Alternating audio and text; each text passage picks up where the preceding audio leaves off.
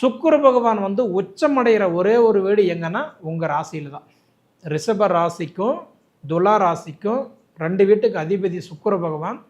அதாவது உச்சமடைகிற ஒரே ஒரு வீடு எங்கன்னு பார்த்தீங்கன்னா உங்களோட ராசி தான். அதாவதுன்றது இந்த உடைய மீன ராசியில் தான். உச்சமடைஞ்ச காலகட்டம் எனக்கு ஒன்றுமே பலன் கொடுக்கலீங்களே அப்படின்னு பார்த்தீங்கன்னா, உச்சம் அடைஞ்சிட்டாரு. அடுத்தது இந்த 3ஆம் தேதி வக்கரமாக அடைகிறாரு.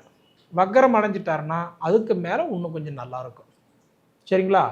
அதே மாதிரி கல்விக்கு அதிபதி புதன் பகவான், புத்திக்காரகன், ஞானக்காரகன், அறிவுக்காரகன் சொல்லக்கூடிய புதன் பகவானும் நீச்சமடைகிற ஒரே ஒரு வீடு எங்கன்னு பார்த்தீங்கன்னா அது உங்கள் வீடு தான். சுக்கிர பகவான் உங்கள் வீட்டில் உச்சம் அடைகிறாரு, புதன் பகவான் உங்கள் வீட்டில் நீச்சம் அடைகிறாரு. அப்போ நீச்சம் அடைஞ்ச கிரகம் வேலை செய்வாரா? புத்திக்காரகன், ஞானக்காரகன், அறிவுக்காரகன் சொல்லக்கூடிய புதன் பகவான் நீச்சம் ஆயிட்டாருன்னா செயல் இழந்துடுறாரு. அப்போ படிப்பு கொடுப்பாரா? கொடுக்க மாட்டார். நம்ம என்னதான் உளுந்து புரண்டு படித்தாலும் மைண்டில் யாராது. படிக்கிறேன் ஒன்றும் இல்லை, படிச்சுட்டு வேலைக்கு ட்ரை பண்ணுறேன் கிடைக்கல, வேலை கிடைச்சிருச்சு வருமானம் இல்லை, எல்லாம் இருக்குது முன்னேற்றம் இல்லை. அப்போ உழைப்புக்கு தகுந்த உயர்வு, வயசுக்கு தகுந்த வளர்ச்சி இல்லை. அப்போ 16ஆம் தேதி அன்னைக்கு என்ன பண்ணுறாரு? இந்த மார்ச் 16ஆம் தேதிக்கு புதன் பகவான் வக்கரம் அடைகிறார்.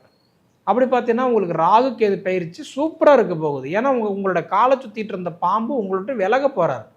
அப்போ கும்பத்துக்கு போயிடுவார் ராகு பகவான். அப்படி போயிட்டாருன்னா கண்டிப்பாக ஓரளவுக்கு நல்லா இருக்கும். ஆக மொத்தம் பார்த்தீங்கன்னா உங்களுடைய ராசிக்கு ஃபஸ்ட்டு நல்லா இருக்கிறது யாருன்னா ராகு கேது பயிற்சி சூப்பராக இருக்க போகுது மே மாதம் 18ஆம் தேதி. அதுக்கப்புறம் பார்த்தீங்கன்னா குரு பயிற்சி.